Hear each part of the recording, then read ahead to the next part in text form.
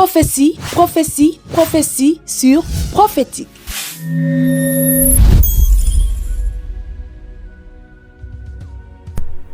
Bienvenue dans sa sainte présence. Que la grâce, la paix, la miséricorde et la bonté de notre Seigneur Jésus-Christ vous soient multipliées abondamment. Nous nous retrouvons en ce jour pour une prophétie annoncée par l'homme de Dieu, le frère Junior, il y a 7 années de cela. Le 21 février 2019, l'homme de Dieu, le frère Junior, avait eu une vision à plus de 2 reprises et il avait annoncé en pleine assemblée.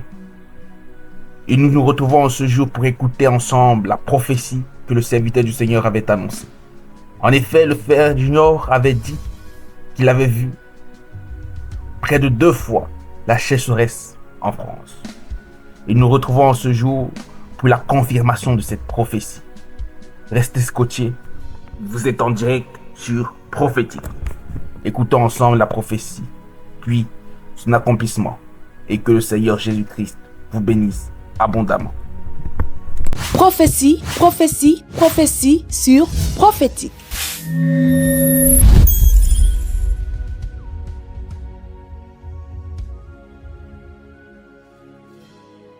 Et là, maintenant, je ne sais pas si c'est au sens propre ou c'est au sens figuré, la France. On a besoin de prier. Souvenez-vous, on a convenu qu'après le jeûne-ci, les 3 prochains jours après le jeûne-ci, on va prier pour la France, d'accord? On va prier principalement que Dieu accorde la grâce à ceux qui sont de la France de se repentir, parce que il y a des choses qui crient contre la France, comme je dis la dernière fois. Et surtout, des années précédentes, j'avais dit que la façon que la France allait traiter les étrangers, vous vous souvenez, n'est-ce pas? La façon dont ils sont de traiter les étrangers, ça va chauffer. Et là, avec les choses qui sont accumulées. Voilà, maintenant, ils ne savent pas comment ils vont faire, comment ils vont arriver. Donc, je crois que ceux qui sont de la France, tous ceux des chrétiens qui sont de la France, chacun a seulement intérêt à implorer le Seigneur. J'ai entendu par 2 fois parler ainsi, la voix dit ainsi. Dieu appelle la sécheresse sur la France. 2 fois. Dieu appelle la sécheresse. Quand j'ai entendu cela, vous savez, vous êtes dans la vision. Vous pouvez vous balader n'importe quel sens. Vous savez, normalement, un pays froid. Et puis je dis, Dieu appelle la sécheresse. Vous vous asseyez pas là-bas? Voilà. C'est là que chaque fois, il vous fait obstruction, n'est-ce pas? Il entend, Dieu appelle la sécheresse. Normalement, la sécheresse, c'est en Afrique. C'est pour ça que je suis obligé de dire tel que c'est là. Parce que si les éléments arrivent là-bas, c'est pas moi qui dis. J'ai entendu, Dieu appelle la sécheresse en France. Il n'a pas été dit en Europe. J'ai entendu la France. Je vous ai dit la dernière fois, cette vision que je suis en train de voir, cette main qui sortait, ce doigt qui sortait, ça pointait, et puis déjà apparaissait sur cet écran dans cette direction-ci, et que la France était en tête. Juste quand la personnalité de la France s'est présentée, puis ce qui était derrière eux, je ne comprends pas ce que la France a fait. Je ne sais pas, c'est que quel style de colère Dieu a contre la France. Je ne sais pas ce qui se passe. Il ne peut ne pas savoir véritablement ce qui se passe là-bas, mais il y a quelque chose de particulier avec la France.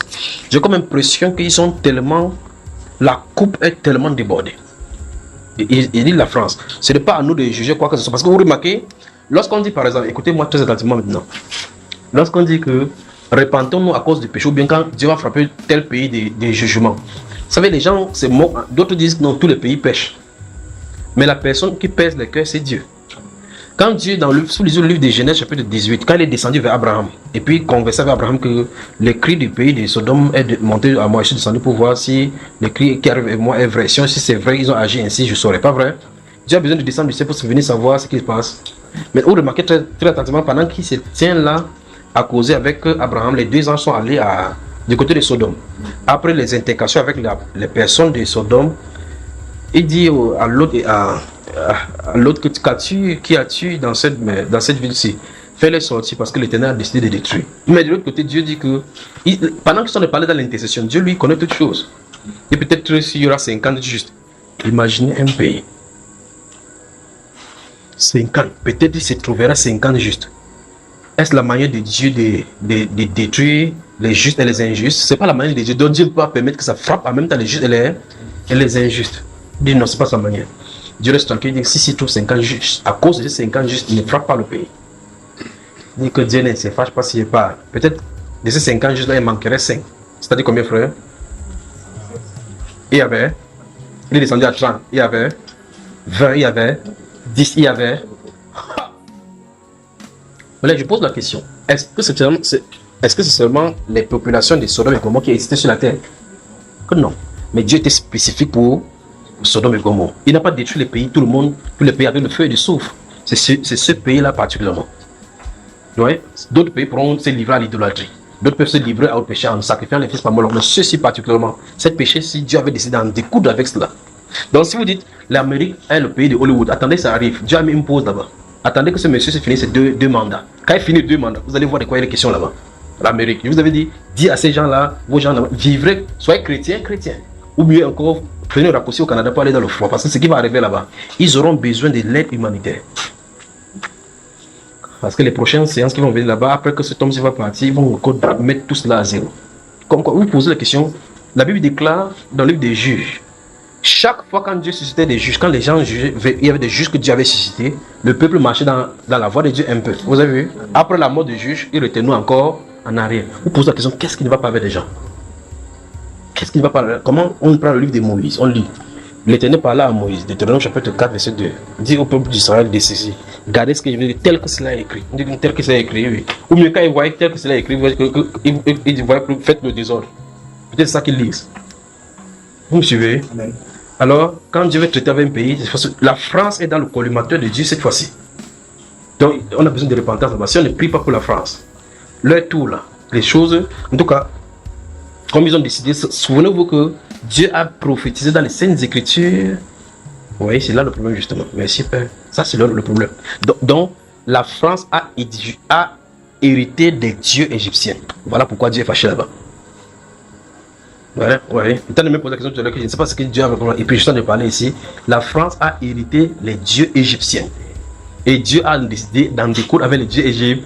Donc, dans tous les pays où ça se trouve, il va les frapper. Et ils ont hérité des dieux égyptiens. Je ne sais pas où ils ont ramassé cela, qu'ils continuent à ramasser. Donc là, le problème se trouve là-bas. Donc, je crois que si les intercesseurs ils trouvent en priant en Dieu, demandant la repentance pour que les choses. Le moment va arriver, ils vont devoir restituer les idoles des gens.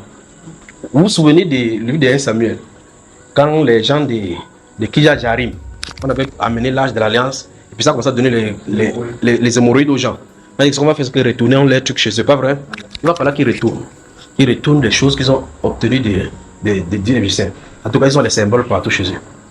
Alors la France. Alors j'ai entendu, voici, c'est pour ça que je suis en train de parler. Parce que ça va nous meubler de prier pour la France par rapport à la repentance. Sinon, je ne sais pas si c'est sécheresse, si c'est une sécheresse d'ordre physique.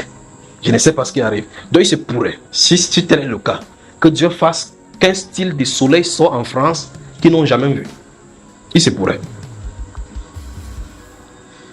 Souvenez-vous, peut-être, il dit, je peux me tromper là-dedans, c'est l'explication. Mais je vous dis ce qui est dit dans cette voie. La voie dit, par 2 fois, le Seigneur appelle la sécheresse sur la France. Pendant qu'il est en train de réfléchir, sécheresse, c'est souvent à Niamey, au Tchad, au Cameroun et dans les régions nord-africaines où il y a souvent la sécheresse. La sécheresse en France, la sécheresse comment? Souvenez-vous, si vous lisez le livre de Job, il est dit dans le livre de Job que la neige, la pluie, le soleil et tous les autres là, Dieu les utilise, il varie selon son dessein. Donc Dieu utilise la pluie, la neige selon son dessein. Si Dieu augmente seulement de 3 degrés la température de la France, peut-être, il ne dit pas que c'est ça. Il dit parce que c'est la voix dit, par 2 successivement. Après avoir dit, et pendant qu'ils sont réfléchis, la voix encore dit la chose. En disant, Dieu appelle, le Seigneur appelle la sécheresse sur la France. C'était spécifique sur la France. Puis je suis en train de regarder dans cette vision, je regarde, essaie de voir la France. Comment la sécheresse va venir dans cette zone-ci. Mais je m'en tiens là-bas. La sécheresse sur la France, je ne sais pas comment ça va être. Pourquoi Dieu appelle la sécheresse sur la France, je n'en sais pas. Mais il est dit, il appelle la sécheresse sur la France. C'est ce que j'ai entendu dans la voix dire, la sécheresse sur la France. Que Dieu donne la sagesse à son peuple là-bas de pouvoir savoir comment conduire ceci. Je ne sais pas ce qui peut arriver. Il se pourrait que Dieu augmente plutôt la température. Il se pourrait que ce soit la sécheresse au sens physique. Il se pourrait, je ne sais pas comment ça fait, mais Dieu appelle la sécheresse sur la France. Inclinons la tête, prions pour le peuple français. Que Dieu donne à ses gouvernants là-bas et tous ceux qui sont en France l'esprit de repentance. Je crois que c'est seulement là-bas qu'il faut aller. Que Dieu accorde à la France et au peuple français l'esprit de repentance. Qui donne encore les gens engagés qui vont prêcher dans les rues, dans les métros, que ce soit dans les avions, qui vont prêcher dans les lieux publics. Que dans la France encore on prêche, parce que les hauts lieux se trouvent partout en France, partout, dans les carrefours, dans les lieux de métro. Les hauts lieux, les idoles se trouvent là-bas, les grands démons se trouvent là-bas. Que Dieu donne à son peuple de briser et renverser tout cela. Ça, c'est les menaces contre la France, là. La menace. Parce que si c'est la sécheresse, si c'est au sens physique, les personnes âgées vont mourir. Mourir, il y aura tellement de morts. C'est pas bon cela. Père, nous prions au Dieu de gloire que tu accordes l'esprit de repentance. Oh Seigneur, tu as dit pour le cas d'Israël que tu vas déverser son esprit, ils vont tourner le regard vers toi qu'ils ont percé. Oh Dieu de gloire, déverser ton esprit sur la France afin qu'ils aient cet esprit de repentance. C'est à dièse à la prière. Dans le Père, au nom du Seigneur Jésus-Christ de Nazareth, accorde la grâce, Père de gloire, de te connaître. Père, je prie pour ton peuple qui se trouve, Père de gloire, pour ceux-là qui se trouvent sur le territoire français, qui vivent encore dans le péché. Donne-le au Dieu de gloire la promptitude de la repentance en vue de se préparer pour cette heure-ci. Seigneur, je prie au Dieu de gloire que tu manifestes ta grâce dans la vie des peuples français. Du nord au sud, de l'est à l'ouest, sans exception, Père de gloire. Au nom de Jésus-Christ de Nazareth. Au nom du Seigneur Jésus-Christ de Nazareth. Au nom de Jésus de Nazareth. Seigneur, incline les cœurs. Les cœurs sont entre tes mains. C'est toi, ô Dieu de gloire, qui as fait en nous nos cœurs. Tu connais, ô Dieu de gloire, tu sondes de loin le cœur des fils de l'homme. Nous prions principalement pour ceux de la France. Incline le cœur, ô Dieu de gloire, dans la zone de la repentance. Seigneur, nous prions, ô Dieu de gloire, que tu l'accordes de se repentir. Nous prions, Père de gloire, que tu imbibes ton peuple de ta puissance. Remplis, ô Dieu de gloire, ceux qui sont dans les rues pour prêcher. Remplis le Père de gloire de ton amour et surtout de ta puissance pour témoigner de ton Saint-Nom.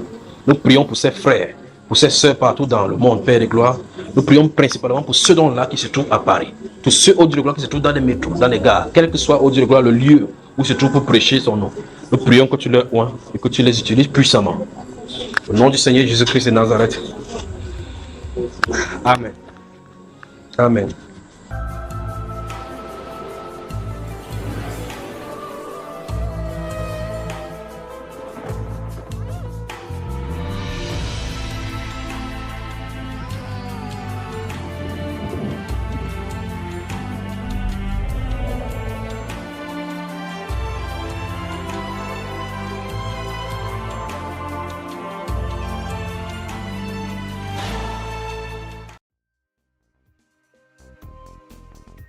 Prophecy, prophecy, prophecy.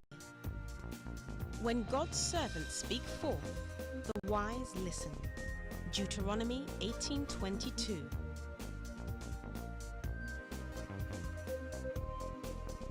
God is still saying something.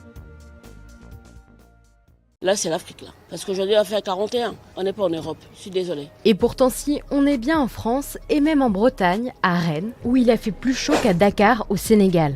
Le constat est le même sur tout l'Hexagone. Bordeaux, c'est Bagdad. Paris, Dubaï. Toulouse, New Delhi.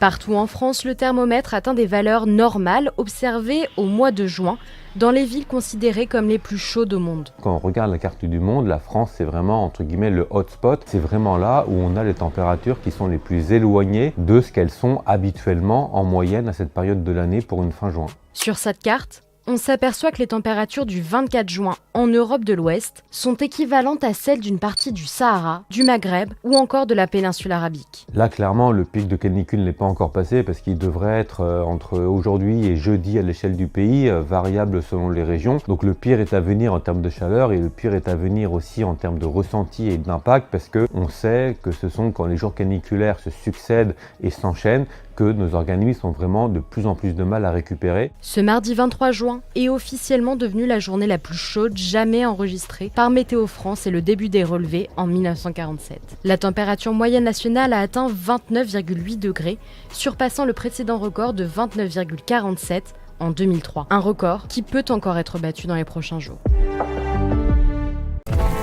Il fait chaud, hein. D'ailleurs, il n'y a pas beaucoup d'endroits dans le monde où il fait plus chaud qu'en France, là. Genre le Sahara, quoi. Le météorologue du Washington Post a partagé cette image qui montre les endroits plus chauds que la France ce lundi 22 juin. 42 à 44 degrés dans des dizaines de départements, 470 records de chaleur battus en une seule journée, dont 118 records absolus selon Serge Zaka. Et le truc, c'est que les écoles et les hôpitaux ne sont pas du tout équipés pour faire face à ce type de chaleur. Du coup, les gens doivent s'adapter avec les moyens du bord, comme dans cet hôpital pour enfants à Tours, où un bébé de 2 mois ayant subi une opération du cœur se retrouve dans une chambre étouffante. Du coup, le gouvernement a sûrement mis en place un plan radical pour pour faire face à cette situation. 850 écoles et collèges ont été fermés lundi et en Ile-de-France, Valérie Pécresse annonce 1 million d'euros pour 470 lycées. Un chercheur a calculé que ça faisait 53 € par salle, soit un ventilateur bas de gamme. Mais la réalité, c'est que ces mesures d'urgence ne suffisent pas et qu'il aurait fallu agir depuis bien longtemps pour s'adapter à la hausse des températures. Selon la chercheuse Yamina Saeb, il s'agit d'un crime climatique de la part des États qui n'ont pas pris les mesures nécessaires pour faire face à la situation et qui en sont totalement responsables. Et puis, il y a aussi les ouvriers du BTP qui coulent le goudron sous 43 degrés, des travailleurs en entrepôt qui portent des charges, des boulangers devant leur four. Aucune mesure d'arrêt de travail national n'a été décrétée, contrairement au Covid. On sait que la canicule touche surtout les plus vulnérables. Logements mal isolés, quartiers sans espace vert, les personnes à la rue, les personnes âgées, malades, enceintes. La surmortalité est 31% plus élevée dans les quartiers les plus pauvres. Les habitants des quartiers riches sont quant à eux 10 fois moins exposés au risque de chaleur extrême. La France se réchauffe plus vite que le reste du monde. On le sait, les experts le disent depuis des années, et apparemment, le choix qui est fait, c'est de laisser brûler. Sur la planète en ce moment, en gros, la France hexagonale, c'est vraiment l'endroit où il ne faut pas habiter. Est-ce que la canicule va durer encore longtemps ?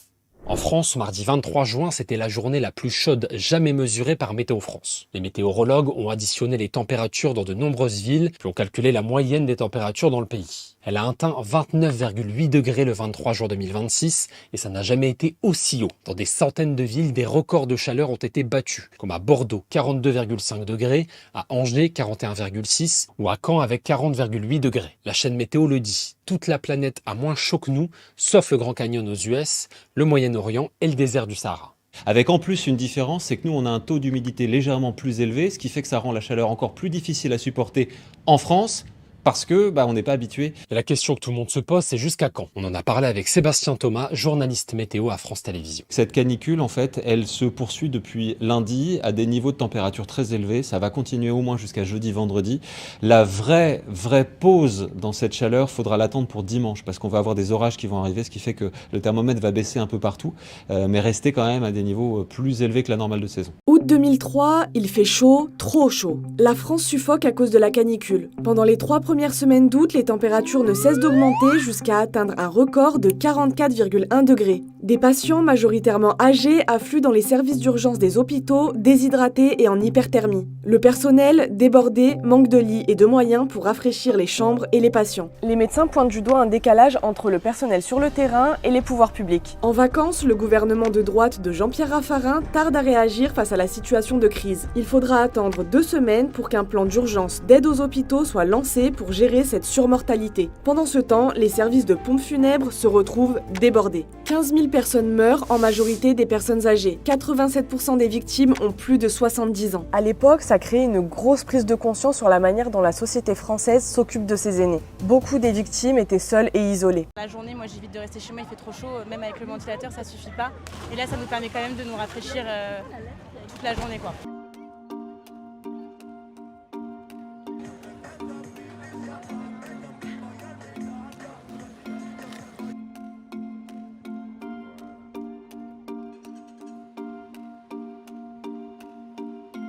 Vis-à-vis de la canicule, j'en souffre beaucoup, mais c'est cool de pouvoir, comme aujourd'hui, pouvoir aller au canal Saint-Martin et se baigner.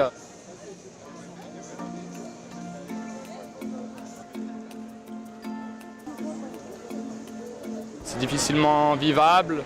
Sur les logements à Paris, il n'y a pas forcément beaucoup d'immeubles ou de bâtiments qui sont assez faits pour ces chaleurs-là, pardon. Et je pense aussi qu'on n'est pas fait pour vivre ici à Paris sous 39 degrés. Donc ce que je dirais, ça serait de mettre un peu plus d'arbres et après d'essayer de trouver des zones de fraîcheur supplémentaires.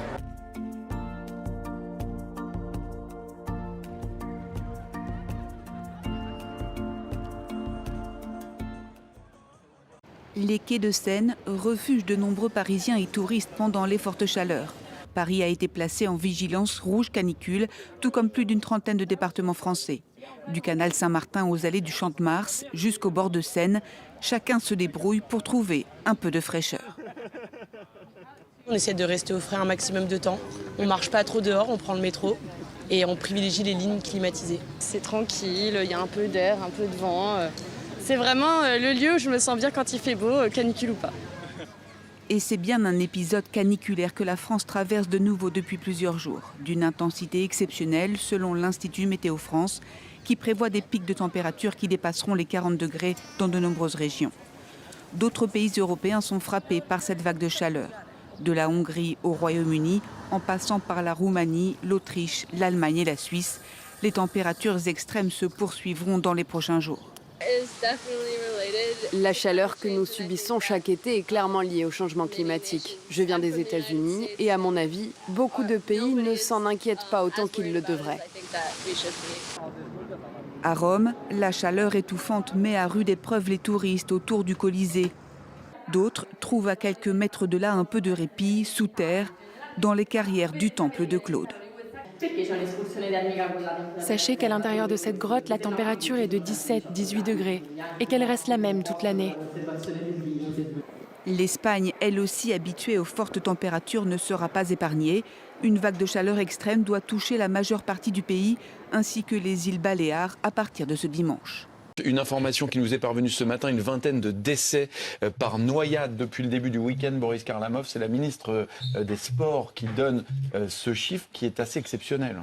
Oui, un chiffre dramatique. 20 personnes qui sont donc décédées par noyade depuis samedi dernier, le début de cette vague de chaleur en France. Rien que pour le week-end dernier, hier on vous communiquait ce chiffre, 13 personnes qui sont décédées par noyade. Des noyades qui sont intervenues, selon nos informations, de façon indistincte sur tout le territoire et dans tout type de lieu. Plusieurs personnes se sont ainsi noyées ce week-end dans des piscines privées, d'autres dans des lacs, des étangs ou encore des rivières. Un décès est à déplorer ce week-end dans la mer du Nord. À noter que la Seine-et-Marne est le département qui paye le plus lourd tribut, avec 3 décès par noyade durant ce week-end dans 3 lieux différents. Des noyades qui concernent tous les âges. Le plus jeune est un enfant de 3 ans retrouvé mort noyé dans une piscine privée. La personne la plus âgée avait 73 ans, là encore dans une piscine privée. Et puis il y a eu ce couple de septuagénaires qui a aussi trouvé la mort, tous les deux noyés dans la piscine d'un gîte qu'ils louaient dans la Drôme. Avec tout de même, monsieur le ministre de l'Intérieur, un triste fléau sur les noyades, puisque le dernier chiffre qui vient de nous être remonté est 40 morts depuis le 18 juin. Essentiellement des jeunes. Donc j'aimerais qu'on revienne sur ce point parce que ce sont les premières victimes de la crise que nous connaissons. Donc je veux qu'on y rentre dans le détail. Je vous ai pris 3 valeurs les plus impressionnantes relevées hier dans l'ouest du pays. Vous avez la région de Rennes, vous avez également Caen et Cazaux. Ce sont des nouveaux records absolus. Autrement dit, sur ces 3 communes, du jamais vu depuis le début des relevés météo. Et je fais une comparaison, par exemple Rennes, 41,5 degrés, c'est la température moyenne au mois de juin que l'on relève à Dubaï. Les 40,8 degrés du côté de Caen, température moyenne à Doha au Qatar. 43 degrés de moyenne pour Cazaux, c'est ce qu'on a en moyenne en Irak en plein cœur de ce mois de juin. Vous voyez cette comparaison, elle est importante parce qu'elle nous montre à quel point les valeurs sont exceptionnelles, à quel point ça va être difficile. Une autre petite carte très, très brièvement pour vous montrer les valeurs maximales attendues aujourd'hui. On voit bien cette poche d'air chaud et même brûlant qui s'installe une nouvelle fois sur les régions de l'Ouest. Et vous voyez ce 40 degrés également probable aujourd'hui dans les rues de Paris. Bref, chaque jour devient une nouvelle journée historique en France. 42. Les prochains jours s'annoncent comme étant quasiment dans les 10 jours les plus chauds jamais observés à l'échelle du pays. La France a battu ce lundi son record de température pour le mois de juin et les températures resteront très élevées dans les prochains jours. Des records absolus de chaleur ont aussi été battus dans de nombreuses villes en France. La station de Bordeaux-Mérignac, par exemple, a battu son record absolu de chaleur, mais on a aussi également du côté de Poitiers, de Mel dans les Deux-Sèvres, également qui ont battu des records absolus de température. La nuit dernière était la nuit la plus chaude jamais observée pendant un mois de juin. On s'attend d'ailleurs, malheureusement, à voir les nuits prochaines être encore plus chaudes. Donc c'est aussi l'intensité de cette vague de chaleur qui est exceptionnelle, mais également la précocité, puisqu'elle a commencé avant même l'été calendaire et elle va se poursuivre a priori jusqu'à la fin de la semaine. Plus de 40 millions de Français habitent les 54 départements placés en vigilance rouge par Météo France. Les populations vulnérables sont particulièrement exposées. 2 enfants de 2 et 4 ans ont été retrouvés morts ce lundi dans la voiture familiale à Carpentras dans le Vaucluse. Dimanche, 3 personnes âgées sont décédées à leur domicile en Gironde en raison des fortes chaleurs selon la préfecture. C'est clairement une fenêtre ouverte sur ce qui nous attend dans le futur. Et dans la deuxième partie du siècle, avec des épisodes de forte chaleur et des vagues de chaleur qui seront très intenses, probablement de plus en plus précoces, mais aussi de plus en plus tardives. On est passé de 58 à 72 départements en rouge. Exactement. Nous allons pouvoir vous dévoiler d'ici quelques minutes la carte de cette vigilance exceptionnelle. Nous sommes au climax du nombre de départements en vigilance rouge. Cela signifie donc que, a priori, il n'y en aura pas de nouveau. Cette carte de vigilance météorologique va inclure dans les prochaines minutes tous les départements de l'Est de la France. Je vais donc vous les donner. Vous êtes en vigilance rouge si vous habitez désormais donc les Ardennes, la Marne, la Haute-Marne, la Meuse, la Meurthe-et-Moselle, la Moselle, le Bas-Rhin, le Haut-Rhin, les Vosges, le territoire de Belfort, la Haute-Saône, le Doubs, le Jura et la Loire. À partir de demain, ces départements passent en vigilance rouge. Pourquoi ? Parce que la vague de chaleur arrive à peine sur l'Est du pays. Le pire est devant nous. Si vous habitez justement sur les régions de l'Est, on attend très localement entre jeudi, vendredi et peut-être samedi sur ces départements des pointes à 40 degrés, ce qu'ils n'ont pas encore connu. À l'inverse, par exemple, de la Nouvelle-Aquitaine ou même de l'Île-de-France, où nous relevons actuellement effectivement 40 degrés. Donc, vous l'avez dit, Pauline, cette carte compte désormais 72 départements en vigilance rouge, avec donc forcément, et cela inclut cette vigilance, eh bien, un impact sur les hôpitaux, notamment dans ces départements.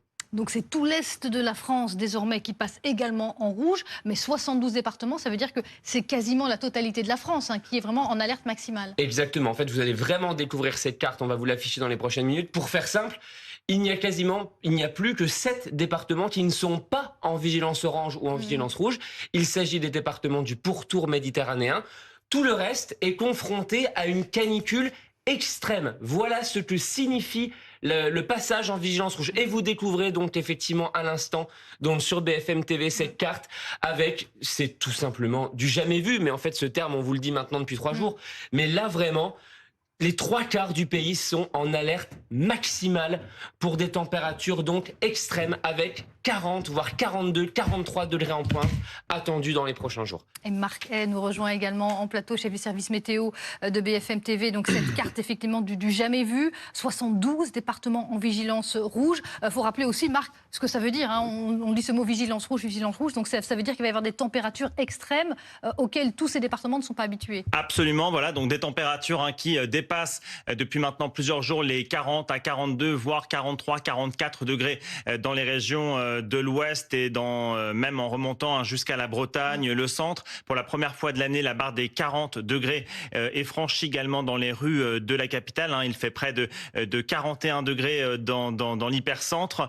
Et en effet, les départements du Nord-Est s'apprêtent à connaître des températures là aussi parfois proches de 38, 39, 40 degrés, surtout sur la durée, parce que cette vigilance canicule, elle est amenée à durer dans les régions de l'Est et du Sud-Est au moins jusqu'en début de semaine prochaine, donc alors que les températures actuellement dépassent localement les 43, 44 degrés dans de nombreuses régions. Il fait 43 degrés 6 actuellement à Hossegor dans le département des Landes et on pourrait, parce qu'il n'est que 16h03 et que ça peut encore chauffer jusqu'à 18h, 18h30, on pourrait localement approcher les 44, 45 degrés. Et à noter également que nous sommes actuellement à 174 records de chaleur battus ou égalés et que le ressenti par endroit approche les 45 à 48.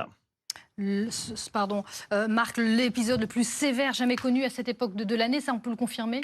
Oui, très clairement, cette vague de chaleur d'ampleur, cette canicule historique entre dans l'histoire. Déjà avant-hier, donc c'était la journée de lundi, journée de lundi la plus chaude jamais enregistrée pour un mois de juin. Hier, donc nouveau record puisque la journée d'hier a été la plus chaude jamais enregistrée, tout mois confondu depuis le début des relevés en 1947. Et puis, on est en mesure de vous dire que pour l'instant, nous ne battons pas le record d'hier. L'indicateur thermique national est encore un petit peu inférieur à celui d'hier.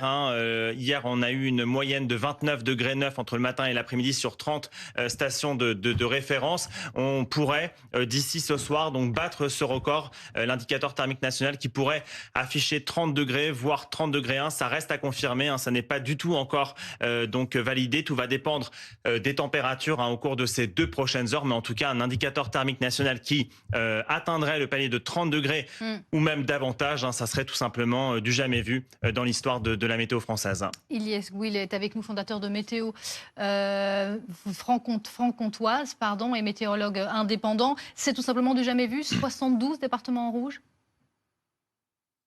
Oui, tout à fait. 72 départements vigilance rouge, c'est un record. On n'avait jamais eu autant de départements dans ce niveau d'alerte, notamment pour la canicule. Donc là, c'est plus des 2/3 de la France et ça va probablement se poursuivre, en tout cas jusqu'à au moins dimanche dans l'Est. L'Alsace, la Franche-Comté et la Loire pourraient connaître cet épisode de chaleur jusqu'à dimanche inclus. Ce sera vraiment la partie Est qui terminera cette vague de chaleur. On espère un retour à la normale pour lundi en tout cas. Donc c'est un épisode qui est le plus sévère que la France ait connu dans l'histoire et un épisode qui est extrêmement long. C'est ça aussi qui est très compliqué. Oui, tout à fait. La vigilance va couvrir de nombreuses journées. Pour rappel, la canicule de 2003 avait duré une douzaine de jours. Là, on sera entre 10 et 11 jours selon les régions. Donc, canicule exceptionnelle dans son intensité, mais aussi dans sa durée. Je rappelle que l'indicateur thermique dont on parlait juste avant a atteint des niveaux jamais observés, tout simplement, sur la journée d'hier. Ce sera encore plus haut aujourd'hui, avec probablement 30 degrés de moyenne entre matin et après-midi sur toute la France. Et donc, ouais, c'est effectivement un épisode de record. Donc 30 degrés de moyenne sur toute la France, ça veut dire que jamais il n'aura fait cette température moyenne en France? Oui, l'ancien record était d'environ 29,4 degrés.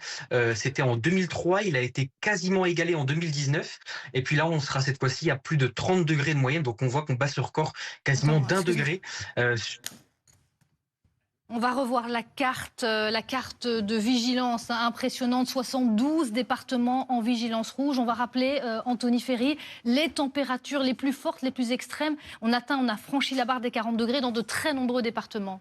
Exactement. Nous avons atteint par exemple 43 degrés du côté de la Vendée, mais aussi du côté des Landes, mais aussi du côté de la Charente. Mais surtout, le plus important, c'est que les plus fortes températures effectivement arrivent sur l'est du pays. La canicule n'est pas terminée, loin de là.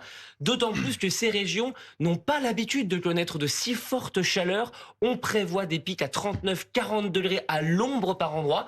Donc effectivement, le pire est devant nous. Si vous habitez effectivement ces régions de l'Est, il y a les journées qui seront très chaudes, mais aussi les nuits. Il va falloir être très prudent. On vous retrouve en Franche-Comté, Ilyes Gouil. C'est du jamais vu pour votre région, de si fortes chaleurs?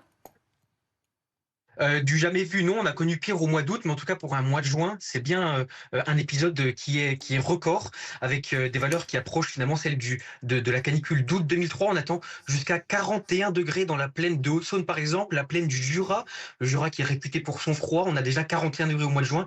Ça présage rien de bon pour la suite de l'été, puisqu'on est seulement au mois de juin, et puis il peut y avoir d'autres épisodes de chaleur extrême, comme en août. Marc, un mot aussi sur la région de la capitale, où il va faire extrêmement chaud. Il fait déjà plus de 41 degrés, il va faire très chaud, ça va être compliqué cette nuit. En réalité, en fait, là, on entre dans le dur pour la région parisienne, puisque depuis le début je vois Magali Chalet qui lève un peu les yeux, mais c'est vrai que c'est compliqué.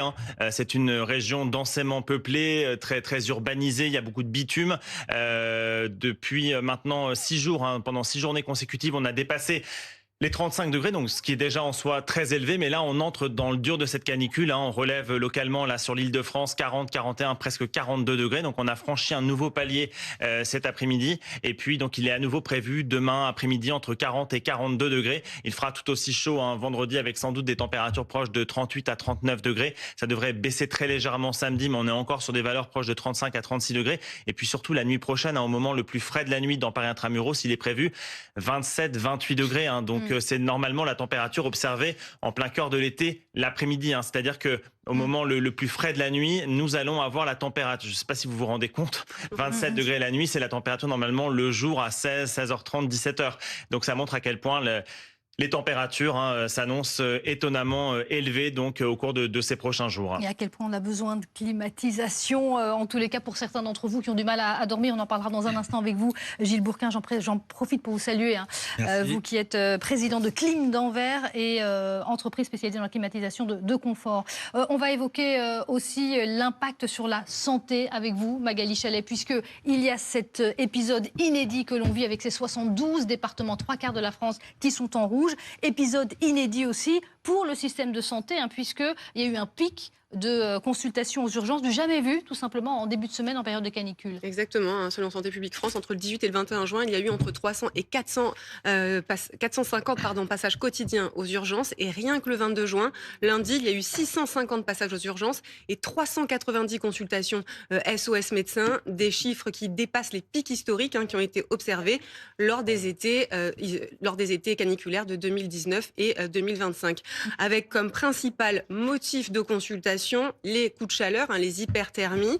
Donc toutes les classes d'âge sont concernées et en particulier les 15-44 ans. Autre chiffre important, les hospitalisations après passage aux urgences. Depuis le 18 juin, elles sont chaque jour entre 160 et 220 et 60% d'entre elles concernent les 75 ans et plus, ce qui illustre la gravité et la rapidité des effets de la chaleur sur la santé de la population. Et Magali, est-ce qu'il y a déjà une saturation du côté des hôpitaux ? Alors la ministre de la Santé a assuré ce matin qu'il n'y avait pas de saturation dans les hôpitaux, mais dans le détail, selon nos informations, on sait qu'au SAMU de Paris, il y a plus de 50% d'activité en plus sur la seule journée de lundi. Dans le Val d'Oise, c'est plus 46%, à Rennes, plus 40%, à Arras, plus 24% d'activité et à Bordeaux, plus 25%. Alors, ce que les médecins redoutent, c'est les prochains jours, les jours qui vont arriver, parce que l'effet de la chaleur est cumulatif et jour après jour, les organismes s'affaiblissent. Donc, il y a cet effet de la chaleur qui est retardé, en fait, sur les organismes. Et il y a aussi des décompensations des maladies chroniques. Et on craint aussi pour les personnes âgées qui sont seules chez elles, sans surveillance. D'ailleurs, le patron de la PHP a lui aussi prévenu son personnel qu'ils allaient devoir faire face à une très forte pression dans les prochains jours, car il est prévisible que le nombre de personnes justifiant une hospitalisation se mette à augmenter fortement. Et puis, il y a aussi ce risque des noyades. On voit ces chiffres absolument hallucinants depuis le début de cette canicule. On est passé à 43 morts depuis le 18 juin. Exactement. Hier, un homme a été retrouvé noyé dans une rivière près de Briançon. Mais il y a aussi beaucoup de jeunes et également des enfants qu'on a retrouvés cette semaine. C'était aussi bien dans des piscines que dans des rivières ou encore dans cette rivière, je viens de le dire. Les autorités alertent donc sur ces zones de baignade qui sont interdites et sans surveillance. Elles alertent sur les risques. Ça peut être des risques de baïne, des risques de courant, des risques de trous d'eau ou encore tout ce qu'on ne voit pas au fond de l'eau et dont les gens ne se rendent pas compte. La ministre a aussi rappelé les consignes de sécurité et les gestes essentiels, comme le fait par exemple de rentrer progressivement dans l'eau pour éviter les chocs thermiques et l'hydrocution. Trop de baigneurs surestiment leur capacité. On appelle à la vigilance, évidemment, qu'on relaye ici sur BFM TV. Autre conséquence, cette fois sur l'électricité, sur le système électrique. Il y a eu une grosse panne dans le Finistère. 68 000 foyers privés d'électricité, privés de courant. Naoufel El Kawafi, c'est un incident dans un transformateur qui est en cause. Où on en est au moment où on se parle, où en sont les réparations ? C'est en cours. À l'heure où on se parle, la société d'exploitation explique qu'il reste encore près de 40 000 foyers toujours privés d'électricité. Pour vous raconter où on est dans une ville du sud du Finistère, privée d'électricité hier depuis 21h. Ça commence tout doucement à revenir, mais il faut le dire, c'est la galère. Rendez-vous compte, à l'heure où on se parle, il fait dehors près de 40 degrés. À l'intérieur, c'est parfois pire. Donc pas d'électricité, ça veut dire pas de ventilo, pas de clim, pas de frigo pour se rafraîchir, notamment avec de l'eau un peu fraîche. On a croisé certains habitants qui étaient dans leur voiture, profiter de la clim ou en train de charger leur téléphone. Nuit extrêmement compliquée. On va rejoindre justement une habitante, Elisabeth. Racontez-nous. L'électricité est revenue, vous, il y a quelques instants, vous me disiez. C'est un soulagement parce que c'était une nuit catastrophique. Oui. Disons que quand il n'y a plus d'électricité, on se rend compte vraiment qu'on vit grâce à EDF. Parce que tout ce qu'on fait, la télévision, évidemment la lumière, Internet, le téléphone, tout dépend de ça. Et encore plus quand on est dans une situation de canicule, même pour se rafraîchir, c'était compliqué. C'est compliqué, d'autant qu'hier soir, il n'y avait pas d'eau non plus. Donc c'était une soirée un peu difficile. Comme il y a la canicule, tous les volets sont fermés. Donc évidemment, si on veut lire, au lieu de faire ce qu'on fait habituellement, on ne peut pas se mettre près d'une fenêtre parce que tous les volets sont fermés. Donc c'est un peu compliqué. Compliqué aussi pour le frigo, par exemple, qui est resté éteint pendant plusieurs heures. Là, en fait, ça fait donc depuis 21h hier soir. Donc c'est sûr qu'il y a des choses qui vont aller à la poubelle, aussi bien du réfrigérateur que du congélateur. Bon, merci beaucoup. Bon courage avec ces chaleurs qui vont se poursuivre d'ailleurs ces prochains jours.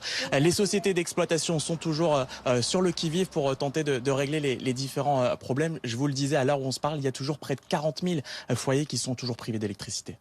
Merci beaucoup à vous, Naoufel El Kawafi. Conséquence également pour la SNCF sur les trains. On va vous retrouver Isor de la Gorge du côté d'Agen dans le Lot-et-Garonne. Pas de train entre 10h et 18h dans la région Nouvelle-Aquitaine.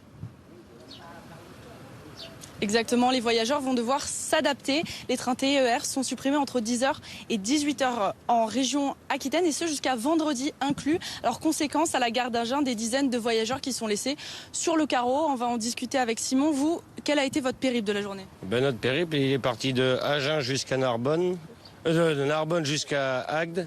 Et à Narbonne, on a dû s'arrêter parce que le train était supprimé. De Narbonne, on a fait Toulouse en TER. Et de Toulouse à Agen, on a fait TER et après mon papa vient me chercher à la gare d'Agen. Parce que votre trajet final a été à Bordeaux. J'ai jusqu'à Bordeaux normalement. Vous deviez prendre le train ? Le train jusqu'à Bordeaux de Agde. Et là, ça fait combien de temps que vous attendez ? Depuis 11h30. Enfin là, je suis ici depuis 16h, en gare d'Agen. Et le reste de la journée, on imagine que le transport, là, c'est compliqué, il fait chaud ? Ça va être en voiture. Donc les voitures disent qu'on va faire les bouchons. Donc voilà. Merci beaucoup. En tout cas, bon courage pour la suite de votre trajet. Et la SNCF précise que compte tenu de la fournaise, tout train est susceptible d'être annulé au dernier moment. Cette dernière information qui est tombée il y a quelques minutes et qui concerne les noyades, parce que c'est un sujet évidemment très très important dont on vous parle depuis hier avec un bilan qui s'alourdit. Et parmi les victimes, Boris Karlamov, vous nous avez rejoint parce qu'on a appris qu'un joueur de football professionnel, un joueur de Ligue 2, était en état de mort cérébrale après une noyade hier dans le Rhône. Est-ce que vous en savez un peu plus sur ce qui s'est passé ? Oui, les faits se sont déroulés aux alentours de 17h30 dans ce département du Rhône, à proximité de la commune de Caluire-et-Cuire. Un groupe de 3 amis décident d'aller nager dans le Rhône. Il y a donc ce joueur professionnel d'un club de Ligue 2. Il est accompagné par 2 de ses amis. Ils vont très rapidement se noyer. Les 2 amis ont été réanimés par les secours. Quant à ce joueur de Ligue 2 qui est âgé de 21 ans selon nos informations, il se trouve actuellement en mort cérébrale. Le procureur de Lyon confirme auprès de BFM TV qu'une enquête a été ouverte par le parquet, une enquête en recherche des causes de la mort. Pas plus d'informations concernant les circonstances. Visiblement, l'endroit où ce groupe de 3 amis s'est noyé est un endroit qui est propice entre guillemets aux noyades, qui est plutôt considéré comme un lieu dangereux. On sait qu'il faisait extrêmement chaud hier dans le Rhône, comme sur une bonne large partie du pays. Mais voilà, information principale. Donc il y a donc ce joueur professionnel de football qui a évolué en Ligue 2, qui se trouve actuellement en mort cérébrale. Oui, Ludovic Pingano, on va faire un bilan plus global avec Boris, mais le Rhône, c'est un fleuve où le courant est très très fort. C'est évidemment très très dangereux de se baigner dans ces conditions. Oui, c'est dangereux de se baigner dans ces conditions, c'est dangereux de se baigner dans ces endroits dangereux, et puis c'est dangereux de se baigner surtout quand on est en canicule. Il fait très chaud, il y a en plus des chocs thermiques, la différence de température entre l'air et l'eau favorise la noyade et donc le risque d'hydrocution. Il suffit qu'en plus on ait beaucoup mangé, il suffit qu'en plus on ait bu, et puis tout simplement ne pas savoir suffisamment nager, et puis voilà, c'est le drame. Et là, il y a une personne en état de mort cérébrale, mais on aurait pu en avoir 3. C'est-à-dire que les copains de ce footballeur qui sont allés le chercher, ils ont été récupérés, ils ont été réanimés presque par miracle. C'est ça. Et donc, il faut savoir que c'est 1418 noyades recensées en France en 2025, 409 décès, dont 57 mineurs. C'est particulièrement dangereux. Et notre attention doit être rappelée en ce moment justement parce qu'il fait chaud, parce qu'on recherche du frais, parce qu'on a envie de se baigner. Et pour le coup, c'est quand même dommage, simplement parce qu'on veut avoir du frais, finalement, de décéder. Alors au-delà de cette affaire qui concerne donc un joueur de foot professionnel, c'est vrai que le bilan, d'une façon plus générale, il s'est alourdi. Il était déjà dramatique hier avec 13, mais il s'est alourdi fortement. Absolument. Marina Ferrari, la ministre des Sports et de la Jeunesse, était l'invitée de nos confrères de France Inter ce matin et elle a fait état d'une vingtaine de décès par noyade depuis le début du week-end, appelant ainsi à respecter les règles de sécurité. On va vous rappeler ce chiffre concernant juste samedi et dimanche. 13 personnes sont décédées par noyade, des noyades qui sont intervenues de façon indistincte sur l'ensemble du territoire et sur tout type de lieux. Plusieurs personnes se sont ainsi noyées dans des piscines privées, mais également dans des lacs, des étangs ou encore des rivières. Il y a un décès à déplorer en mer du côté du département du Nord. Et puis, c'est le département qui paye le plus lourd tribut depuis le début de cette vague de chaleur, la Seine-et-Marne, qui comptabilise juste pour samedi et dimanche 3 décès par noyade. Concernant les profils de toutes ces victimes, les noyades concernent tous les âges. Le plus jeune est un enfant de 3 ans retrouvé noyé dans une piscine privée. La personne la plus âgée avait 73 ans, là aussi dans une piscine privée. À noter qu'un couple de septuagénaires a également trouvé la mort, tous les deux noyés dans la piscine d'un gîte qui louait dans le département de la Drôme. Et puisque vous nous parlez des âges, c'est vrai, Margot de Froville, que dans ce qu'on vient de voir défiler là, on voit les âges, ce sont des gens qui sont jeunes, la vingtaine, la trentaine, ou bien des adolescents, et à cet âge-là, on se dit, il peut rien m'arriver.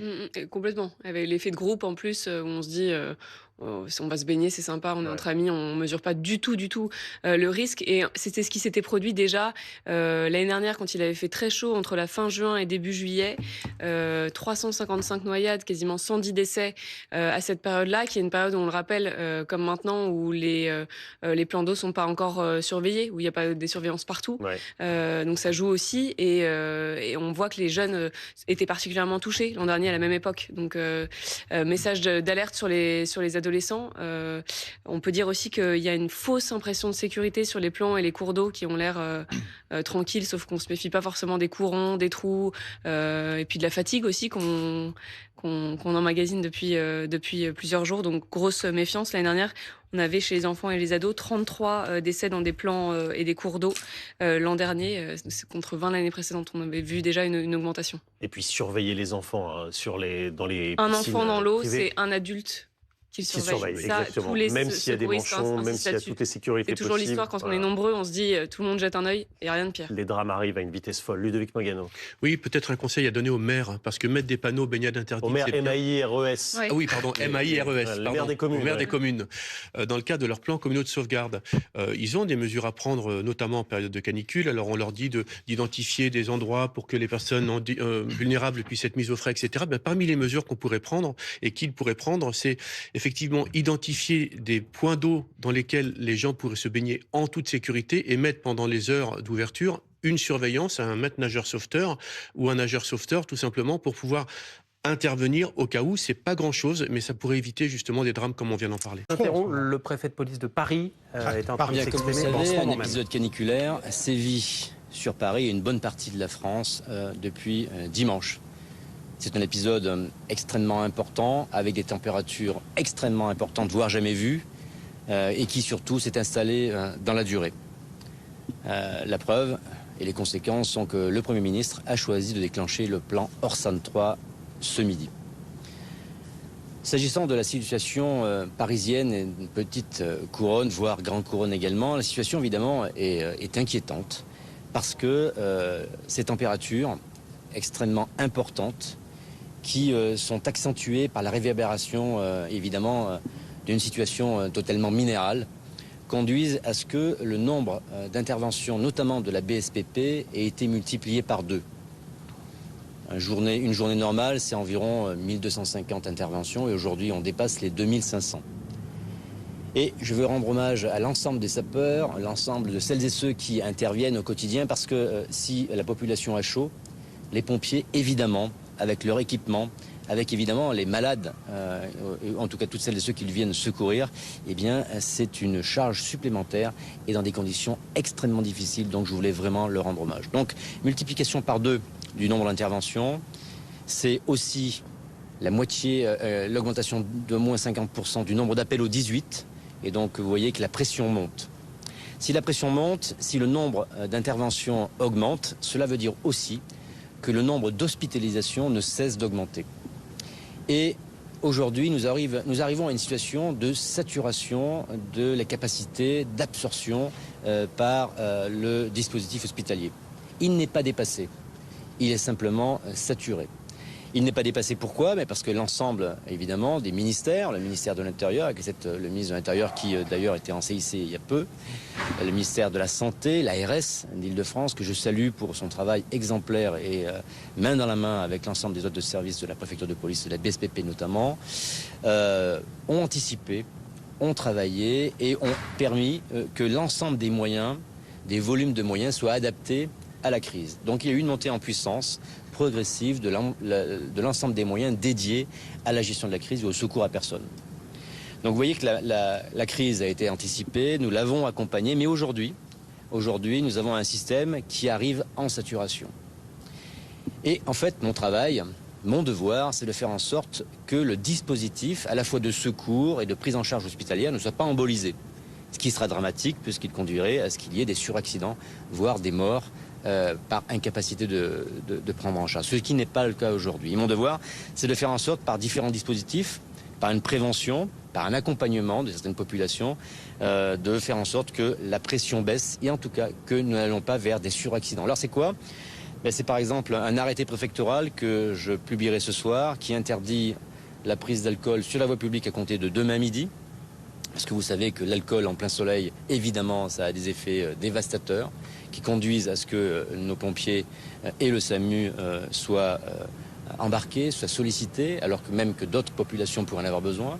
Ce sera aussi un arrêté préfectoral qui interdira la vente d'alcool à compter de 18 heures, là aussi pour éviter que certaines personnes voulant étancher leur soif du fait des grandes chaleurs l'étanchent avec des produits alcoolisés qui conduiraient aux mêmes effets.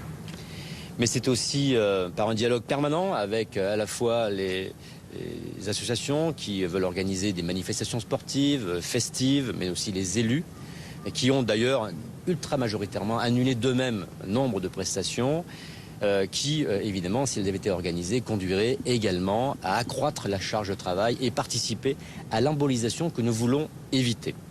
Évidemment, vous allez probablement poser la question de savoir si la marche des libertés, si Solidaise sera maintenue ou pas. Une CIC est en cours. Je ferai un point à l'issue de cette interview pour voir quelles sont les meilleures solutions pour apporter une réponse qui permette au collectif de surmonter cette vague de chaleur qui s'est installée. Évidemment, des solutions peuvent être regrettables, mais il ne faut pas surtout devoir les regretter. Et donc ma main ne tremblera pas lorsqu'il faudra choisir et décider. Voilà ce que je voulais vous dire. Question, vous parlez de ces événements-là. Est-ce qu'une annulation donc, de la marche des fiertés est aussi possiblement envisagée? Elle est envisageable, elle est envisagée, elle est possible, elle n'est pas encore décidée. De ce qu'on sait des derniers chiffres, c'était 25 arrêts cardiaques.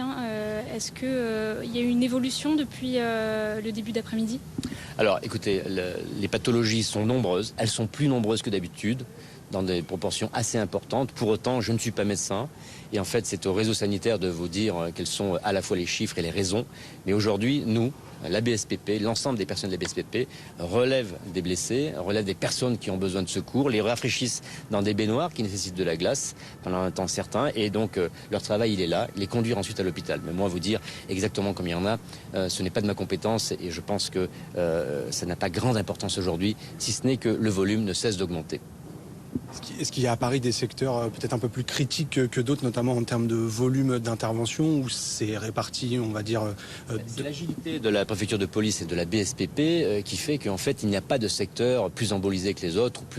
Non, en fait, les moyens sont prépositionnés, les moyens sont là, la cartographie des casernes de pompiers est parfaitement établie et depuis des années. Et quand il faut corriger, il faut corriger. Et je veux rendre hommage et remercier également l'ensemble des associations de sécurité civile agréées qui viennent compléter le dispositif de la BSPP et qui participe avec le SAMU à apporter une réponse globale sur l'ensemble du territoire parisien, de la Petite Couronne et comme de Paris-Centre. Quel message vous souhaiteriez adresser aux Parisiens au vu des conditions qu'il y a actuellement?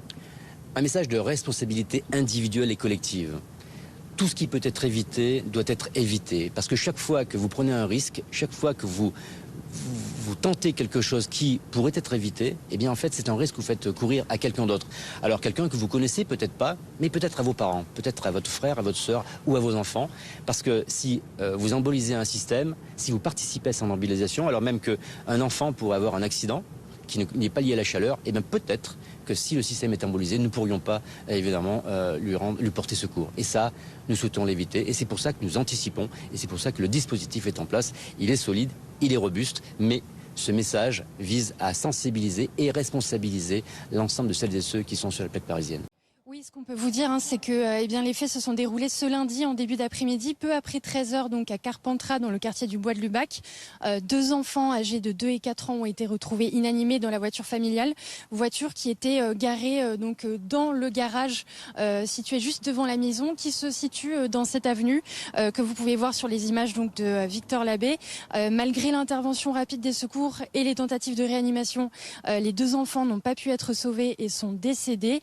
D'après les premières informations, les enfants se seraient retrouvés enfermés dans le véhicule en pleine canicule au retour de leur course. Et la procureure de Carpentras s'est exprimée et a indiqué que les causes de la mort sont encore à déterminer, mais la piste de la canicule est privilégiée. Merci beaucoup à vous, Anne Boisiz, en direct donc de Carpentras. Vincent Van Tighem, ce sont donc les pompiers qui ont été alertés par les services d'urgence qui ont découvert ces 2 enfants. Oui, visiblement par la personne de cette famille qui avait la charge de ces 2 enfants de 2 et 4 ans, puisqu'ils sont de la même fratrie, il faut bien le préciser, et ça rend les faits encore plus dramatiques qui se sont produits, on l'a dit, vers 13h10. On est là à l'ouest de Carpentras, une zone évidemment où il fait chaud comme sur l'ensemble de la France. Visiblement, selon les premiers éléments, en fait, cette personne de la famille est allée faire des courses avec les 2 enfants dans le véhicule, et on ignore si au moment de rentrer à son domicile, au moment de garer la voiture dans le parking, elle a oublié les 2 bambins dans ce véhicule, ou si a posteriori ils sont retournés dedans pour jouer ou se cacher. Toujours est-il que cette personne a alerté les secours un peu avant 13h. À 13h10, les pompiers sont intervenus. Les 2 enfants de 2 et 4 ans étaient alors en arrêt cardio-respiratoire et malheureusement, ils n'ont pas survécu. On doit déplorer leur décès. Une cellule psychologique est évidemment mise en place sur le domicile pour prendre en charge les proches de ces 2 enfants. Et on l'a dit, le parquet de Carpentras a ouvert une enquête en recherche des causes de la mort, quelque chose de classique, même si évidemment la piste de la canicule est privilégiée à ce stade. Nous sommes avec Patrick Chavada, pompier de la Fédération nationale des sapeurs-pompiers de France. On n'a pas toutes les informations, tous les détails, malheureusement, sur ce qui s'est passé, mais en tous les cas, quelques minutes suffisent dans une voiture en plein soleil, d'autant plus en pleine canicule, pour malheureusement que ça soit fatal. Oui, effectivement. Même si le véhicule est garé à l'ombre, parce que j'ai entendu sur vos zones que le véhicule est dans un parking, l'atmosphère est tellement surchauffée en ce moment que même dans un véhicule qui va être à l'ombre, il fait une température extrême dans le véhicule. Et effectivement, alors que ce soit des enfants, mais ça peut être une personne âgée aussi qui va rester dans un véhicule, au bout d'un certain temps très rapide, va se mettre en place ce qu'on appelle l'hyperthermie maligne qui va faire que le corps va s'emballer. La personne va être dans une atmosphère surchauffée, pas de possibilité de se retirer de cet endroit, pas de possibilité de s'hydrater, et très rapidement, la personne va perdre connaissance. Marc, juste un mot sur ce drame. Vous nous disiez sur les températures justement qu'il peut faire dans une voiture qui est garée notamment en plein soleil. Oui, voilà, une voiture garée en plein soleil, par exemple 35 degrés, ça c'est la température sous abri, mais lorsque la voiture est en plein soleil, au bout de 10 minutes, à l'intérieur de l'habitacle, la température peut atteindre les 45 à 50 degrés, et au bout de 30 minutes, il peut faire 55 à 60 degrés dans l'intérieur du véhicule, d'où bien sûr l'importance d'être très vigilant par rapport à ça, parce que ça peut chauffer extrêmement vite à l'intérieur de l'habitacle. Est-ce que vous êtes toujours avec nous, Patrick Chavada? On essaie d'informer très régulièrement, notamment dans les médias, sur BFM TV, sur ce risque et ces drames, ce type de drame. Ça arrive encore trop souvent? Ça arrive de temps en temps, je ne dirais pas trop souvent, mais ça arrive. On a des cas toutes les années. On a, je pense, une dizaine de cas par an en France, mais pas qu'en France, à l'étranger également, sur ces situations-là. Il faut vraiment que les gens soient un petit peu comme les piscines. Il faut être très vigilant, il ne faut pas hésiter à se mettre des rappels sur le téléphone. Quand on quitte le véhicule, à bien regarder derrière si on n'a pas oublié justement un enfant. Pas hésiter à le dire à la famille, aux grands-parents, aux gens qui s'occupent des gamins, de faire très attention. C'est hyper important. Il faut organiser un système de rappel qui va permettre justement d'éviter ces malheureux accidents. C'est merveilleux, c'est magnifique et c'est prophétique.